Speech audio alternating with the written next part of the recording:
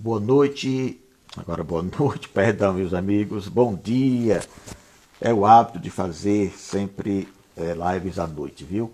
Mas bom dia com o nosso querido Eurípedes Bassanufo, bom dia a todos vocês que chegam e que já estão desde cedo aqui com Illinois, ela com a sua meiguice, com a sua voz calma, tranquila, transmitindo sentimentos, transmitindo emoções para cada um de nós nessa manhã de terça-feira, primeiro dia do mês de setembro de 2020. O mês da primavera, não é verdade? Bom dia, Mary Cantora, bom dia, Vânia Leite, bom dia, Neide Almeida. Vocês que já estão aqui conosco, tenham um bom dia. E nós vamos tratar, novamente, é lógico, é o nosso papel, da vida, da biografia, de alguns casos do nosso querido patrono desse evangelho, Eurípedes Bassanufo. E o primeiro caso que nós vamos trazer é o caso de um parto também, mais um parto que Eurípedes Bassanufo fez. Certa feita ele foi convidado, bom dia Gilvan, foi convidado a fazer Sil Gomes, bom dia. Ele foi fazer um parto e quando ele ia a caminho, antes de fazer o parto, antes de chegar lá, e vocês sabem que naquela época, há 100 anos atrás aproximadamente, um pouco mais de 100 anos, não se tinha capacidade, não existia o ultrassom, o aparelho de ultrassonografia. Não é? Não dava para ver se era menino ou menina, não dava a saber se era um, se era dois. E Eurípides Bassanufo, a caminho, disse a ele bem assim, parabéns. Ele disse, mas como parabéns? Eu sei que você é pai, mas parabéns pelas duas meninas. Ele disse, mas duas? Eu não tenho condições nem dar conta de uma. Ele disse, mas parabéns, serão duas meninas. Antes de chegar lá, porque ele nem sabia que ela estava grávida, ele foi convidado e foi. Antes de chegar lá para fazer o parto, Eurípedes já tinha dito que eram duas meninas. E quando chegaram lá, fez o parto e lá estavam as duas meninas, sadias, sorridentes, depois de apanhar, lógico, aquele tapinha, e Eurípides acabou sendo o padrinho de uma delas. Isso é uma coisa linda, né? Nós estamos no mês de setembro, no mês de combate aos desenganos da vida. Na verdade, o mês de valorização da vida, para que nós valorizemos isso que é um presente de Deus para a nossa evolução. Não é? E o outro exemplo, eu vou até ler para vocês, que eu estava lendo aqui, que é um caso em que seu João Duarte Vilela, fazendeiro, foi buscar o Eurípides para fazer o parto da sua esposa. E ele não foi dessa vez de desdobramento, não, ele foi pessoalmente. E lá vai ele. No caminho, o local que ele ia fazer, que ele foi fazer o parto, era o povoado na fazenda Gameleira. Nós temos uma fazenda Gameleira aqui, né? Mas, e lá é lá em Campo do Brito. Mas lá em Sacramento havia essa fazenda a 12 quilômetros da sede do município. E lá vão eles, uma estrada, ele chamou até o sobrinho para ir junto. Uma estrada sinuosa, escorregadia, o caminho eram pedras, e eles foram a cavalo para chegar e apressaram o passo.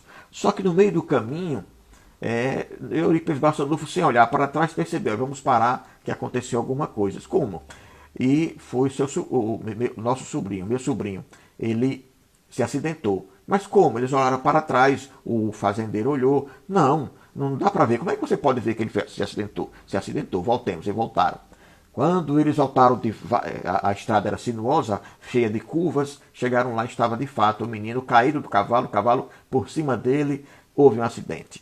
Então eles foram lá, ajudaram, graças a Deus não aconteceu nada com o menino, mas aí eles se atrasaram, não é verdade? E aí o Eurípides perguntou para eles, já agora que estava atrasado, qual o caminho mais curto para chegar lá? Porque daqui a Gameleira, ou daqui a Sacramento, né, fica muito longe.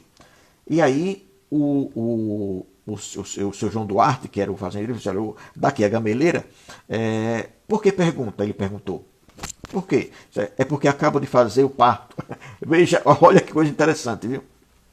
Enquanto eles estavam dando aquela ajudazinha ao sobrinho de Eurípides, que tinha caído do cavalo, Eurípides falou o seguinte, porque acaba de fazer o parto na senhora Ana da Costa, que era a esposa dele, e não há necessidade de prosseguir mais viagem.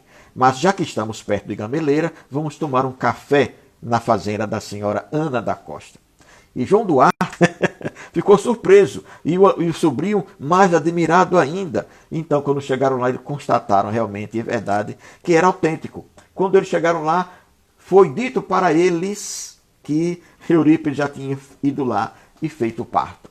Vejam a capacidade deste homem.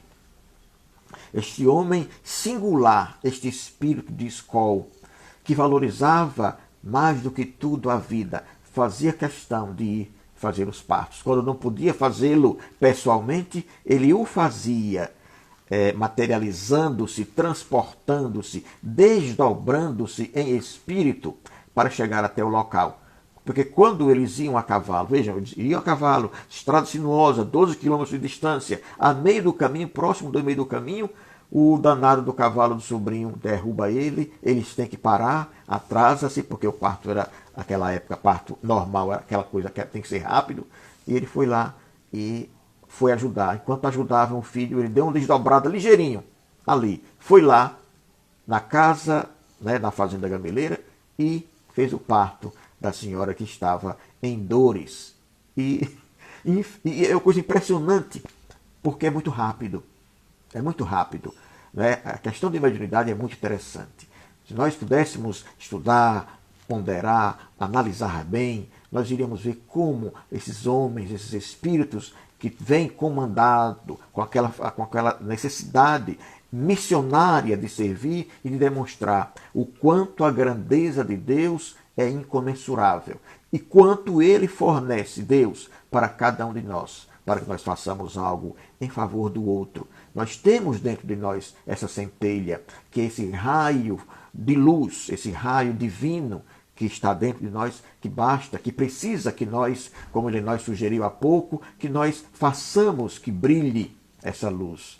Ou seja, que nós abramos essas portas que existem nas nossas imperfeições, descubramos essas imperfeições que temos em nós para nos abrirmos em direção àqueles que necessitam, àqueles que precisam e façamos com que o Cristo viva em nós, como foi proposta, como disse Paulo de Tarso, quando estava já em final de sua missão, e ele disse, já não sou eu mais quem vive, mas o Cristo que vive em mim. Então façamos brilhar a nossa luz, como Eurípides Barçanufo fez, como Chico Xavier fez, como tem feito nosso querido Divaldo Franco, como fez Irmã Dulce, agora santa da Igreja Católica, Teresa de Calcutá e tantos outros homens e mulheres de espírito elevado, que, estando na carne, tiveram a capacidade, a condição de, em sofrendo, em participando de dores imensas, ajudando e servindo, fizeram com que a luz interior de cada um deles,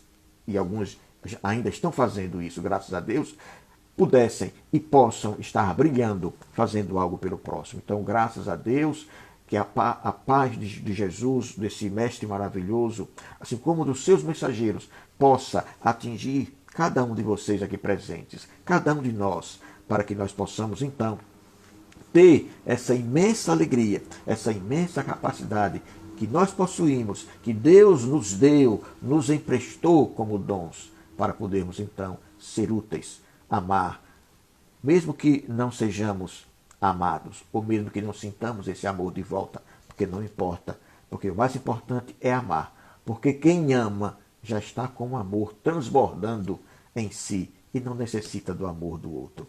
O importante é amar, muito mais do que qualquer outra coisa. Que a paz de Deus envolva vocês.